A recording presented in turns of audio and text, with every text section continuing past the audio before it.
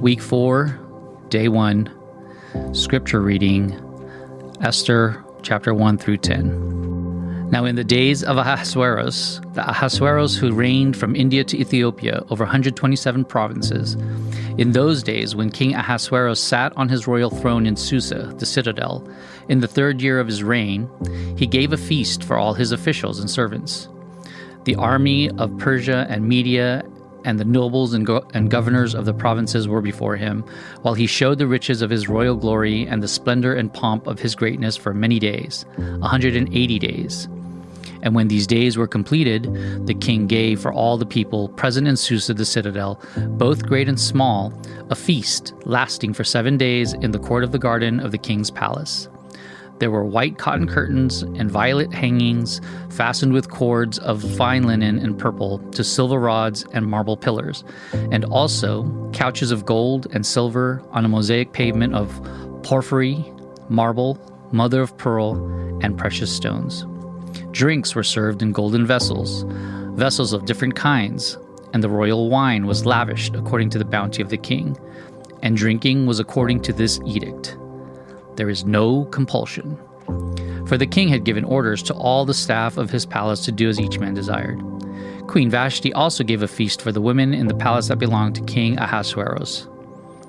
On the 7th day, when the heart of the king was merry with wine, he commanded Mehuman, Biztha, Harbona, Bigtha, and Abagtha, Zithar, and Carcass, the 7 eunuchs who served in the presence of King Ahasuerus, to bring Queen Vashti before the king with her royal crown, in order to show the peoples and the princes her beauty, for she was lovely to look at. But Queen Vashti refused to come at the king's command delivered by the eunuchs. At this, the king became enraged, and his anger burned within him. Then the king said to the wise men who knew the times, for this was the king's procedure toward all who were versed in law and judgment, the men next to him being Karshena, Sithar, Admatha, Tarshish, Meres, Marsina, and Memucan, the 7 princes of Persia and Media who saw the king's face and sat first in the kingdom.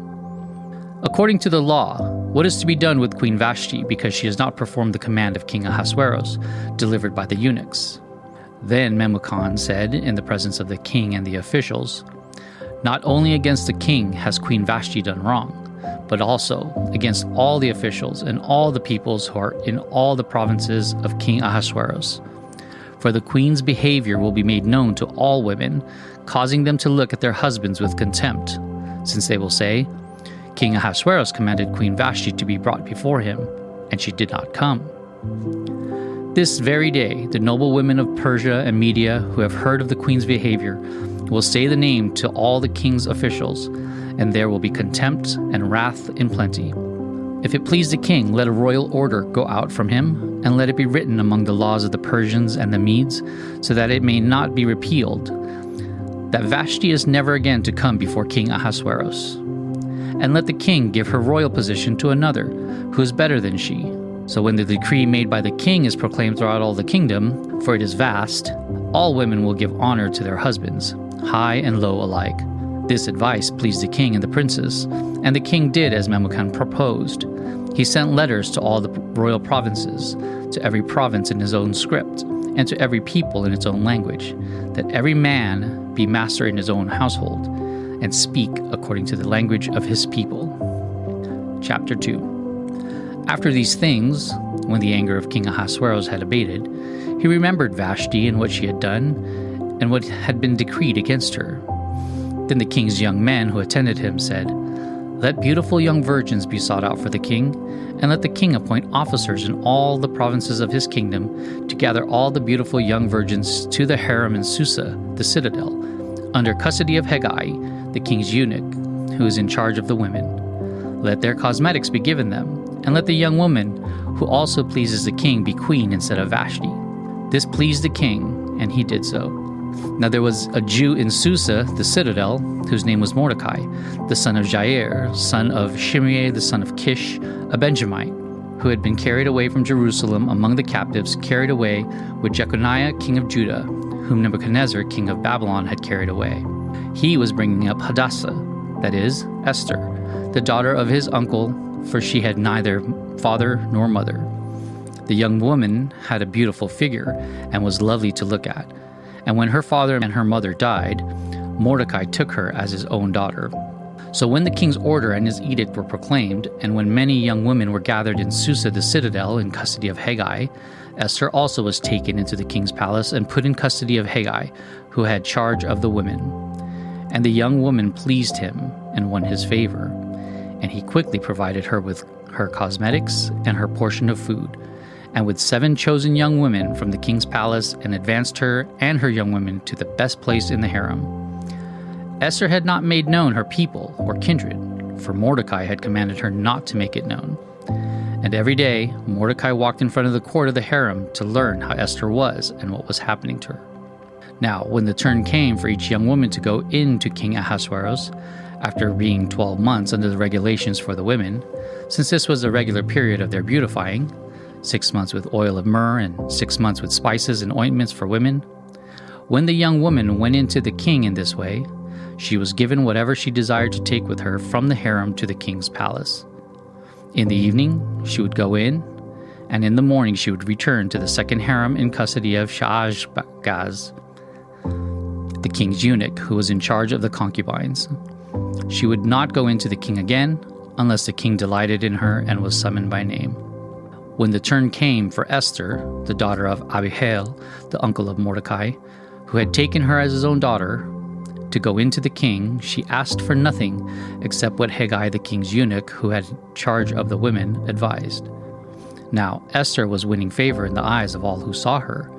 And when Esther was taken to King Ahasuerus into his royal palace in the 10th month, which is the month of Tebeth, in the 7th year of his reign, the king loved Esther more than all the women, and she won grace and favor in his sight more than all the virgins, so that he set the royal crown on her head and made her queen instead of Vashti.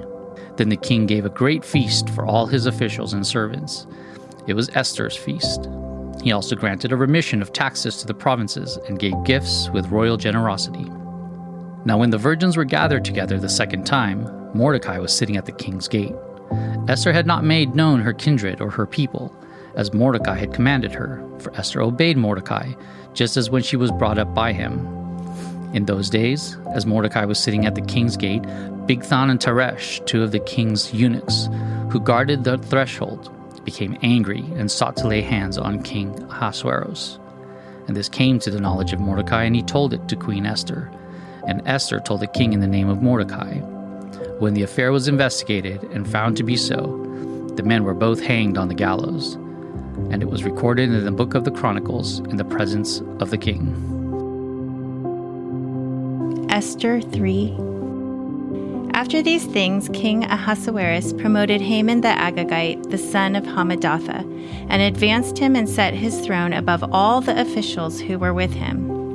And all the king's servants who were at the king's gate bowed down and paid homage to Haman, for the king had so commanded concerning him. But Mordecai did not bow down or pay homage.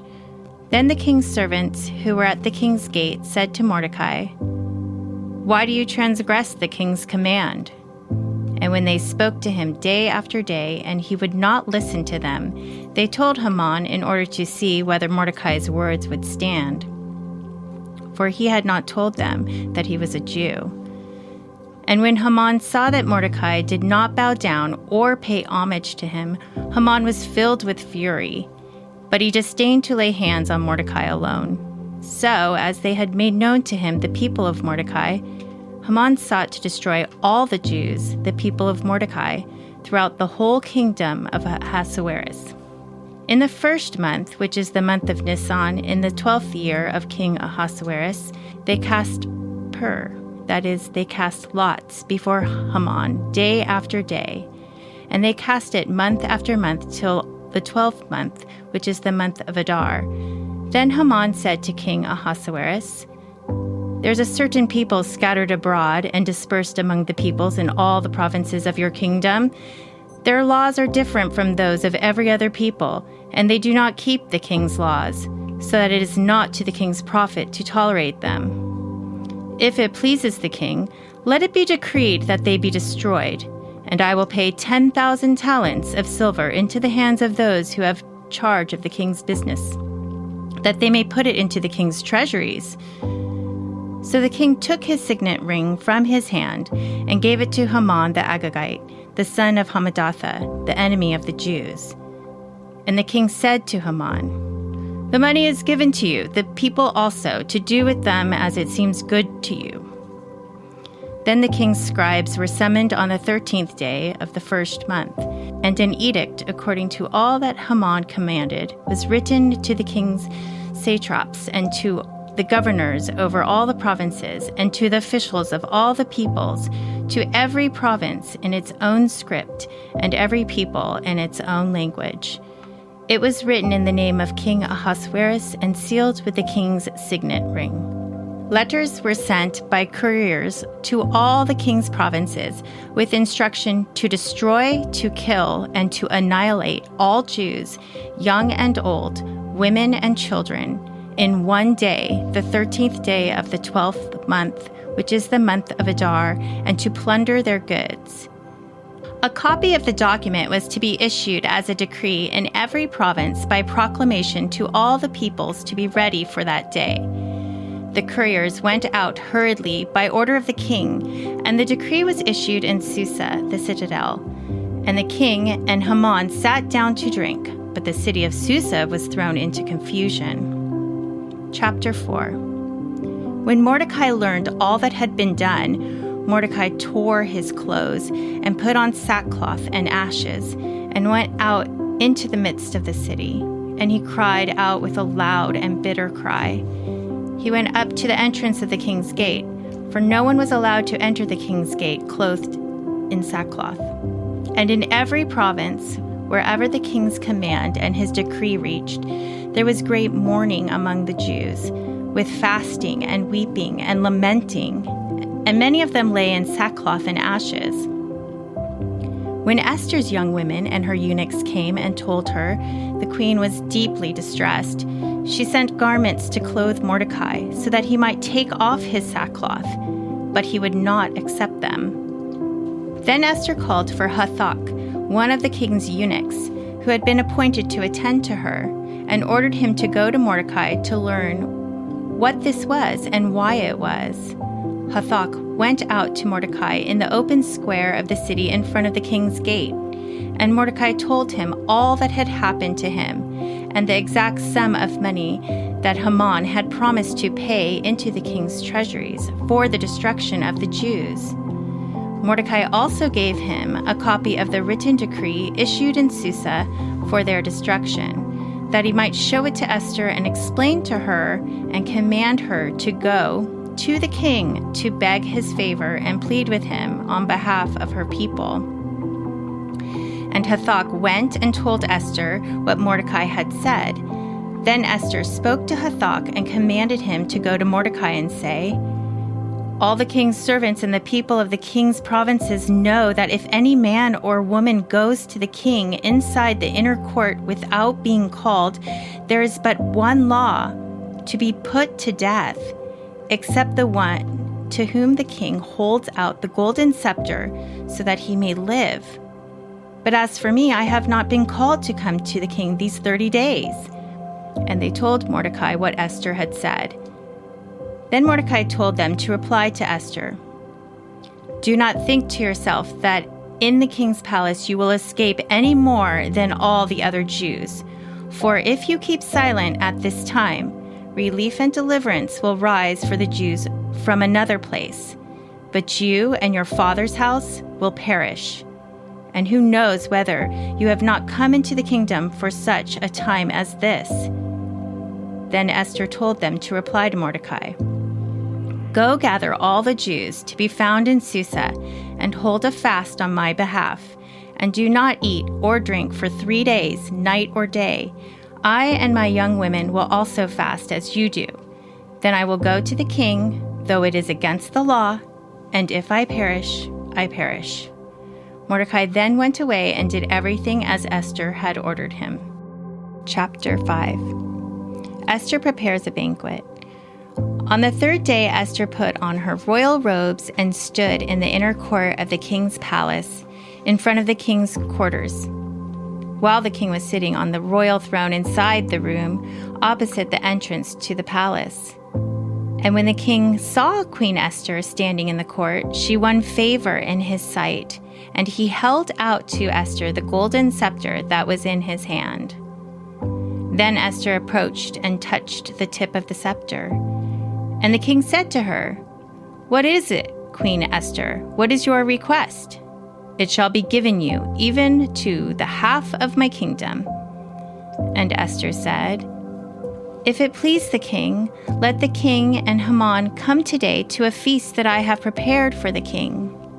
And then the king said, "Bring Haman quickly, so that we may go and do as Esther has asked." So the king and Haman came to the feast that Esther had prepared. And as they were drinking wine after the feast, the king said to Esther, "What is your wish? It shall be granted you. And what is your request? Even to the half of my kingdom it shall be fulfilled." Then Esther answered, "My wish and my request is, if I have found favor in the sight of the king, and if it please the king to grant my wish and fulfill my request, let the king and Haman come to the feast that I will prepare for them, and tomorrow I will do as the king has said." And Haman went out that day joyful and glad of heart. But when Haman saw Mordecai in the king's gate, that he had neither rose nor trembled before him, he was filled with wrath against Mordecai. Nevertheless, Haman restrained himself and went home, and he sent and brought his friends and his wife Zeresh. And Haman recounted to them the splendor of his riches, the number of his sons, all the promotions with which the king had honored him, and how he had advanced above all the officials and the servants of the king. Then Haman said, "Even Queen Esther, let no one but me come with the king to the feast she prepared. And tomorrow also I am invited by her together with the king. Yet all this is worth nothing to me so long as I see Mordecai the Jew sitting at the king's gate." Then his wife Zeresh and all his friends said to him, "Let a gallows 50 cubits high be made, and in the morning tell the king to have Mordecai hanged upon it. Then go joyfully with the king to the feast." This idea pleased Haman, and he had the gallows made. Chapter 6. On that night the king could not sleep, and he gave orders to bring the book of memorable deeds, the Chronicles, and they were read before the king. And it was found written how Mordecai had told about Bigthana and Teresh, two of the king's eunuchs who guarded the threshold and who had sought to lay hands on King Ahasuerus. And the king said, "What honor or distinction has been bestowed on Mordecai for this?" The king's young men who attended him said, "Nothing has been done for him." And the king said, "Who is in the court?" Now Haman had just entered the outer court of the king's palace to speak to the king about having Mordecai hanged on the gallows that he had prepared for him. And the king's young men told him, "Haman is there standing in the court." And the king said, "Let him come in." So Haman came in, and the king said to him, "What should be done to the man whom the king delights to honor?" And Haman said to himself, "Whom would the king delight to honor more than me?" And Haman said to the king, "For the man who the king delights to honor, let royal robes be brought, which the king has worn, and the horse that the king has ridden, and on whose head a royal crown is set. And let the robes and the horse be handed over to one of the king's most noble officials. And let them dress the man whom the king delights to honor, and let them lead him on the horse through the square of the city, proclaiming before him, 'Thus shall it be done to the man whom the king delights to honor.'" Then the king said to Haman, "Hurry, take the robes and the horses as you have said, and do so to Mordecai the Jew, who sits at the king's gate. Leave nothing out that you have mentioned." So Haman took the robes and the horse, and he dressed Mordecai and led him through the square of the city, proclaiming before him, Thus shall it be done to the man whom the king delights to honor." Then Mordecai returned to the king's gate, but Haman hurried to his house mourning and with his head covered. And Haman told his wife Zeresh and all his friends everything that had happened to him. Then his wise men and his wife Zeresh said to him, "If Mordecai, before whom you have begun to fall, is of the Jewish people, you will not overcome him, but will surely fall before him." While they were yet talking with him, the king's eunuchs arrived and hurried to bring Haman to the feast that Esther had prepared. Chapter 7. So the king and Haman went in to feast with Queen Esther. And on the second day, as they were drinking wine after the feast, the king again said to Esther, "What is your wish, Queen Esther? It shall be granted you. And what is your request? Even to the half of my kingdom it shall be fulfilled." Then Queen Esther answered, "If I have found favor in your sight, O king, and if it please the king, let my life be granted me for my wish, and my people for my request. For we have been sold, I and my people, to be destroyed and to be killed, to be annihilated. If we had been sold merely as slaves, men and women, I would have been silent, for our affliction is not to be compared with the loss of the king." Then King Ahasuerus said to Queen Esther, "Who is he, and where is he who has dared to do this?" And Queen Esther said, "A foe and an enemy, this wicked Haman." Then Haman was terrified before the king and queen. And the king arose in his wrath from the wine drinking and went into the palace garden. But Haman stayed to beg for his life from Queen Esther, for he saw that harm was determined against him by the king. And the king returned from the palace garden to the place where they were drinking wine, as Haman was falling on the couch where Esther was. And the king said, "Will he even assault the queen in my presence, in my own house?" As the word left the mouth of the king, they covered Haman's face. Then Harbona, one of the eunuchs in attendance on the king, said, "Moreover, the gallows that Haman had prepared for Mordecai, whose word saved the king, is standing at Haman's house, 50 cubits high." And the king said, "Hang him on that." So they hanged Haman on the gallows that he had prepared for Mordecai. Then the wrath of the king abated. Chapter 8. On that day, King Ahasuerus gave to Queen Esther the house of Haman, the enemy of the Jews. And Mordecai came before the king, for Esther had told what he was to her. And the king took off his signet ring, which he had taken from Haman, and gave it to Mordecai. And Esther set Mordecai over the house of Haman. Then Esther spoke again to the king. She fell at his feet and wept and pleaded with him to avert the evil plan of Haman the Agagite and the plot that he had devised against the Jews. When the king held out the golden scepter to Esther, Esther rose and stood before the king, and she said, "If it please the king, and if I had found favor in his sight, and if the thing seems right before the king, and I am pleasing in his eyes, let an order be written to revoke the letters devised by Haman the Agagite, the son of Hammedatha, which he wrote to destroy the Jews who are in all the provinces of the king. For how can I bear to see the calamity that is coming to my people? Or how can I bear to see the destruction of my kindred?" Then King Ahasuerus said to Queen Esther and to Mordecai the Jew, "Behold, I have given Esther the house of Haman, and they have hanged him on the gallows because he intended to lay hands on the Jews. But you may write as you please with regard to the Jews in the name of the king, and seal it with the king's ring. For an edict written in the name of the king and sealed with the king's ring cannot be revoked." The king's scribes were summoned at that time in the 3rd month, which is the month of Sivan, on the 23rd day. And an edict was written, according to all that Mordecai commanded concerning the Jews, to the satraps and the governors and the officials of the provinces from India to Ethiopia, 127 provinces, to each province in its own script, and to each people in its own language, and also to the Jews in their script and their language. And he wrote in the name of King Ahasuerus and sealed it with the king's signet ring.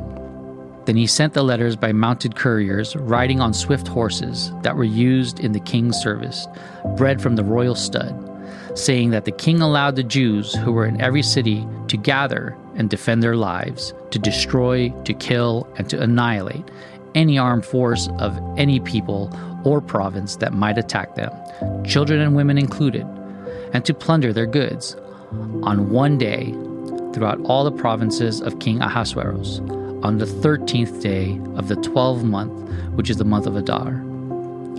A copy of what was written was to be issued as a decree in every province, being publicly displayed to all peoples, and the Jews were to be ready on that day to take vengeance on their enemies. So the couriers, mounted on their swift horses that were used in the king's service, rode out hurriedly, urged by the king's command, and the decree was issued in Susa, the citadel. Then Mordecai went out from the presence of the king in royal robes of blue and white, and with a great golden crown, and a robe of fine linen and purple. And the city of Susa shouted and rejoiced. The Jews had light and gladness and joy and honor. And in every province and in every city, wherever the king's command and his edict reached, there was gladness and joy among the Jews, a feast and a holiday. And many from the peoples of the country declared themselves Jews, for fear of the Jews had fallen on them. Chapter 9. Now in the 12th month, which is the month of Adar, on the 13th day of the same, when the king's command and edict were about to be carried out, on the very day when the enemies of the Jews hoped to gain the mastery over them, the reverse occurred. The Jews gained mastery over those who hated them. The Jews gathered in their cities throughout all the provinces of King Ahasuerus to lay hands on those who sought their harm, and no one could stand against them, for the fear of them had fallen on all peoples. All the officials of the provinces and the satraps and the governors and the royal agents also helped the Jews, for the fear of Mordecai had fallen on them. For Mordecai was great in the king's house, and his fame spread throughout all the provinces. For the man Mordecai grew more and more powerful. The Jews struck all their enemies with the sword, killing and destroying them, and did as they pleased to those who hated them. In Susa, the citadel itself, the Jews killed and destroyed 500 men, and also killed Parshandatha, and Dalphon, and Aspatha, and Paratha, and Adalia, and Aridatha, and Parmashta, and Arisai, and Aridai, and Vaizatha, the 10 sons of Haman, the son of Hammedatha, the enemy of the Jews, but they laid no hand on the plunder.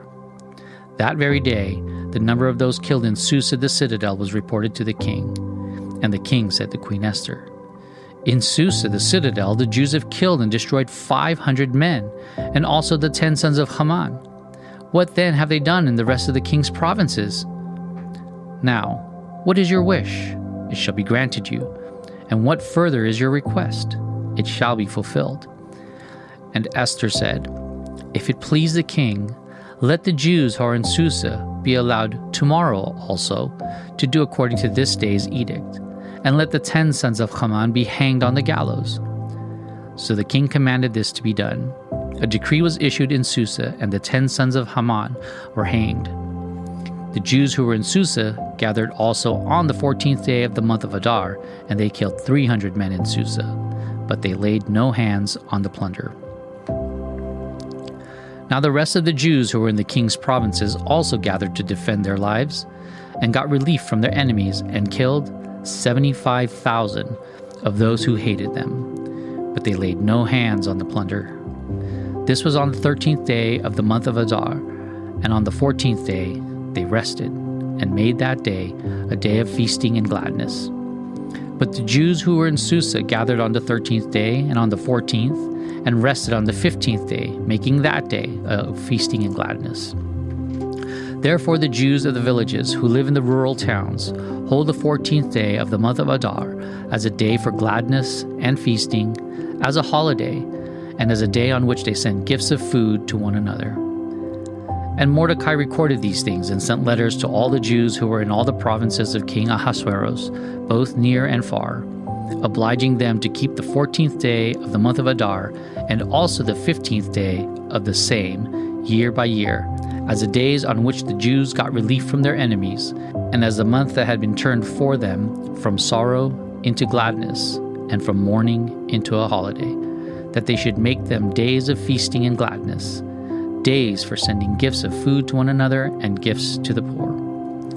So the Jews accepted what they had started to do, and what Mordecai had written to them. For Haman the Agagite, the son of Hammedatha, the enemy of all the Jews, had plotted against the Jews to destroy them, and had cast pure, that is, lots, to crush and to destroy them.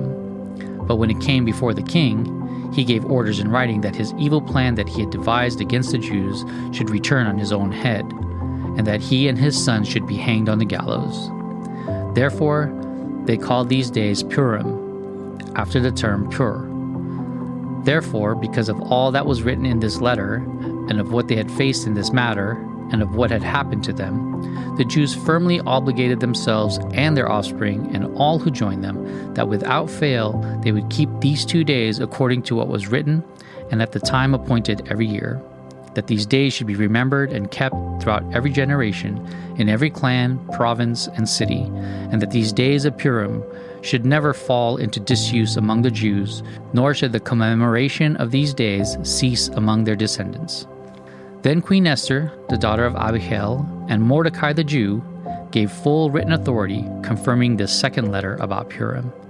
Letters were sent to all the Jews, to the 127 provinces of the kingdom of Ahasuerus, in words of peace and truth, that these days of Purim should be observed at their appointed seasons, as Mordecai the Jew and Queen Esther obligated them, and as they had obligated themselves and their offspring with regard to their fasts and their lamenting. The command of Esther confirmed these practices of Purim, and it was recorded in writing. Chapter 10. King Ahasuerus imposed tax on the land and on the coastlands of the sea, and all the acts of his power and might, and the full account of the high honor of Mordecai, to which the king advanced him, are they not written in the book of the Chronicles of the kings of Media and Persia? For Mordecai the Jew was second in rank to King Ahasuerus, and he was great among the Jews and popular with the multitude of his brothers, for he sought the welfare of his people and spoke peace to all his people. Hidden Treasure by Leif Kutevas. If ever a made-for-movie script could be lifted from the pages of Scripture, the Book of Esther would be a top candidate. Imagine the dramatic opening statement of the film, based on a true story. When our girls were younger, we encouraged them to read a book first, before watching the movie that it was based upon. Indeed, watching the first Narnia movie was a reward for finishing the book first. As avid readers, this wasn't much of a challenge for them, and as many might relate to, the book was usually better than the movie. I decided to set forth some similar challenges of my own prior to diving into this rags to riches to rescue story. A pastor once advised Bible students to approach a book study by first sitting down and reading through it, start to finish. Esther falls within the historical narrative classification of Scripture, so this seemed natural. Additionally, it gives the backstory to Purim, and the scroll is read in its entirety twice during the Jewish festival. For the record, it took me about 30 minutes to listen to an audio version of the book, just under 35 minutes to read it in one sitting, and another 40 minutes listening to a Hebrew reading, maybe singing, of the Megillah. Having checked that box, my next challenge involved going behind the scenes. Have you ever thoroughly enjoyed a book or movie that you wanted to know more about it?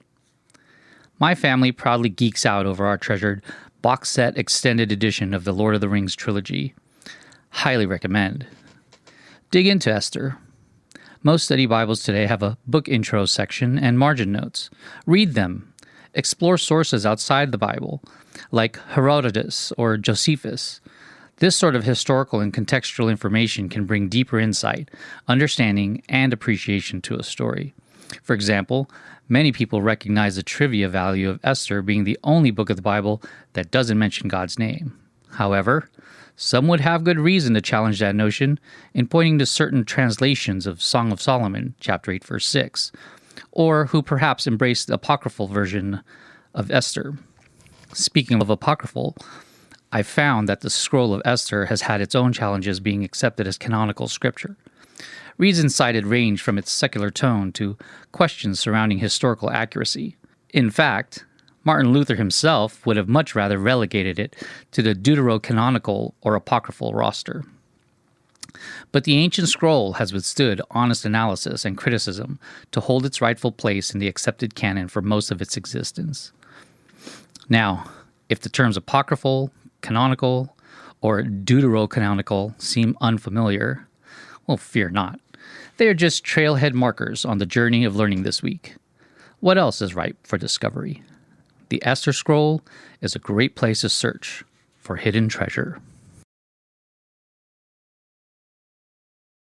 Question 1. What were your before and after reactions to reading Esther all at once?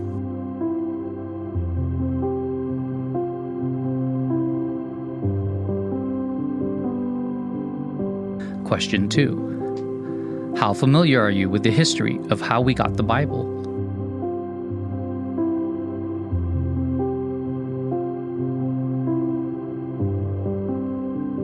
Daily prayer. Holy Spirit, open my eyes and ears to see and hear what you would reveal to me. Then give me the strength to live out these truths according to your will, here on earth as it is in heaven. In Jesus' name, amen.